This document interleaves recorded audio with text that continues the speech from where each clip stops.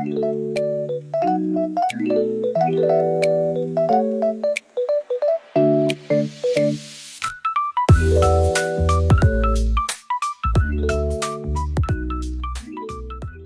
dah ni bersih kan. Aku akan buang air dia dulu sebab ini yang saiz muat. Pencedok aku tak muat. Kenapa aku guna teknik ni? Sebab aku nak buang daun yang terapung yang kecil-kecil. Buang air tu tak payah banyak, dalam 30% je. Kalau aku buat memang 30% cukup lah. Sekarang kita letak baja vitamin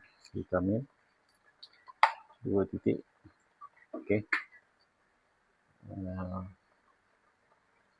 Baja air dan karbon.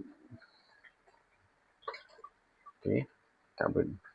Itu jangan lupa bakteria penting untuk pastikan air selamat untuk ikan. Tak payah banyak, ni pun dah banyak dah ni. Tak ada masalah pun kalau banyak. Okey, siap. Aku top up air jap. Okey, siap.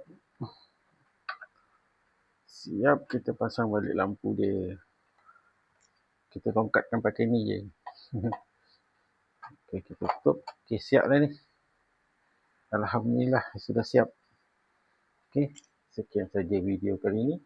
Semoga bermanfaat kepada semua. Assalamualaikum.